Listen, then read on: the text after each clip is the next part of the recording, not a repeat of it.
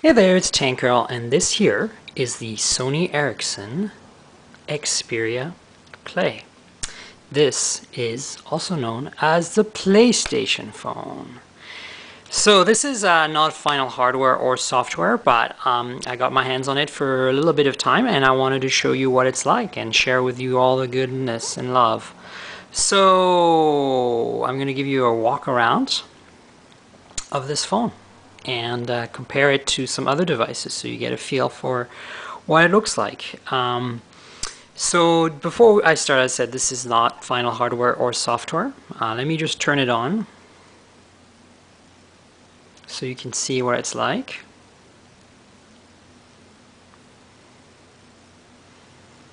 There you go, this is the Sony Ericsson logo.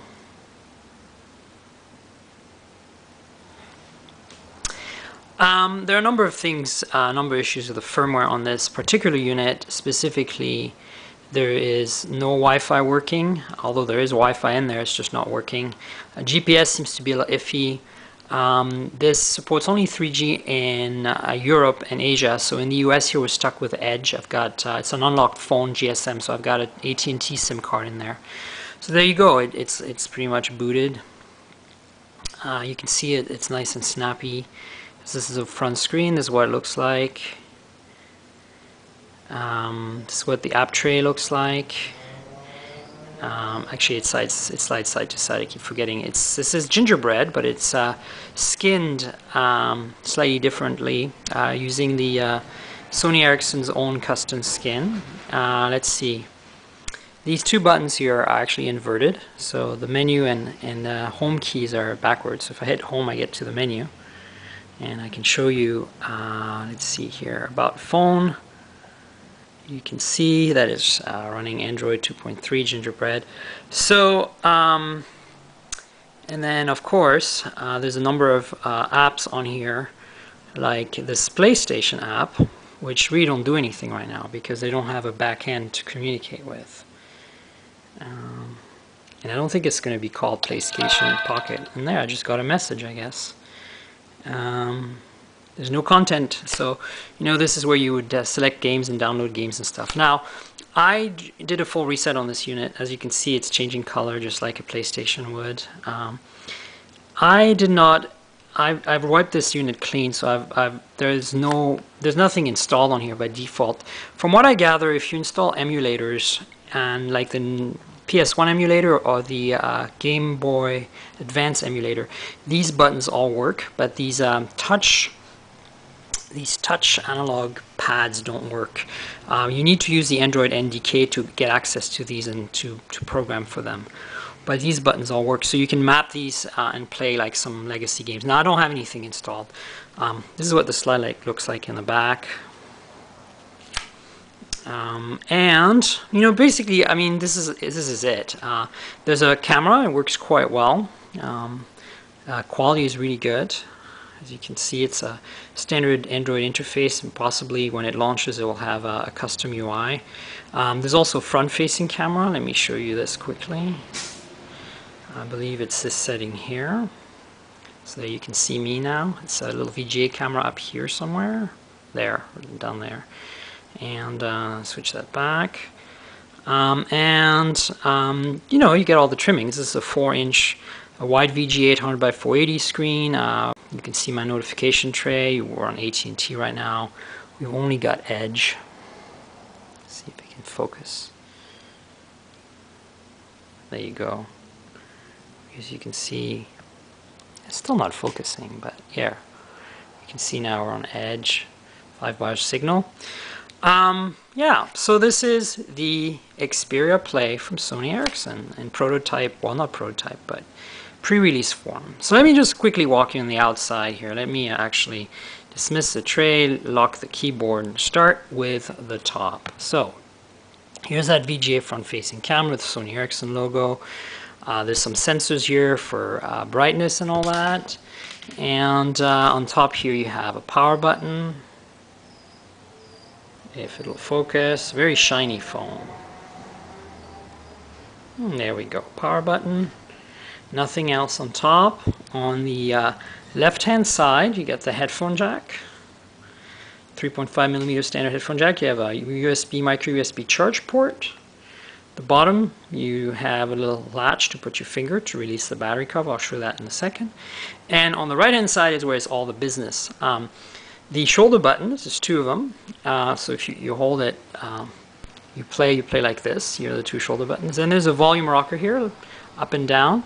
And that's it for the sides. At the bottom on the front of the screen, you have the 4 Android keys, the back, menu, home, and search. Now, home and menu are actually swapped in software right now.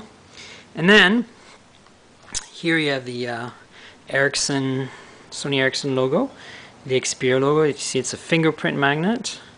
And then here's the 5 megapixel autofocus camera. Let's see if I can show you this better. There. With flash, LED flash, and a little microphone, presumably for noise cancellation, because I think there's a mic at the bottom somewhere. I think it's there. You can see it down there. Yeah, you can't really see it very well. See if I can show it to you there. There, you can see a tiny little recess. I'm not sure you see it. Anyway, and then the game controls. Here you've got the menu key, which brings up, by the way, the menu. Here, I'm pressing the menu key, so you can see that it does bring up the menu. The D-pad and the PlayStation buttons right here. And this analog stick is replicated with a touch area, touch surface. And the select and start buttons, of course, that you kind of need when you're a game machine. So here's what it looks like. And then in the back is a slider. You can see the mechanism. There's little covers for screws here. That's what it looks like. So, let me take off the battery cover as well, so you get a feel for. This is a little tricky. You kind of have to slide your finger underneath like that. It's the only way to really open this without breaking anything. So it's got a Sony Ericsson battery here. Doesn't say. Oh yes, there you go. 1500 milliamp hour, and you can see here at the top. Let me take the battery out actually and cover these numbers.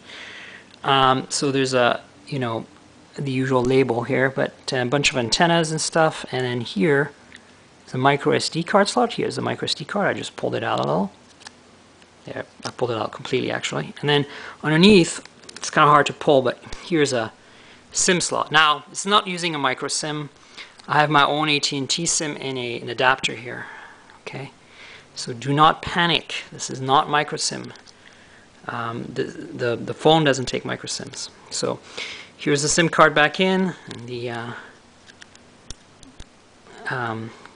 SD card slot back in, and the battery back in, and then the battery cover back in. And you just put on it, push on it, and it pops back in place. So let's do a size comparison, shall we? So this is the Xperia Play from Sony Ericsson, and here is the Nexus S. So I'm actually going to turn this on again, and then here you can do this and have a look. And then the back.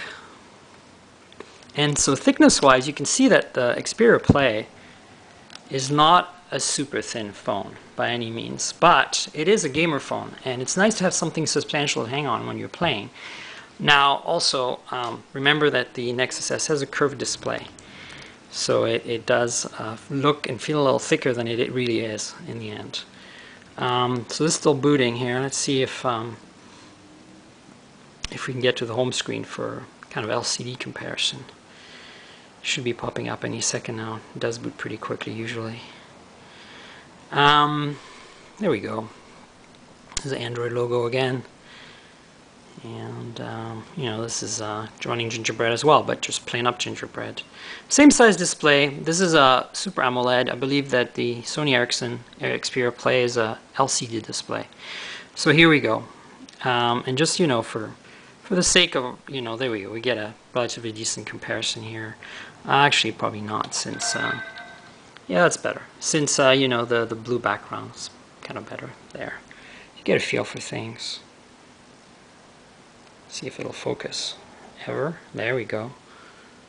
There you go. So as you can see, it's a nice crisp display. It's got good, decent viewing angles. Yeah.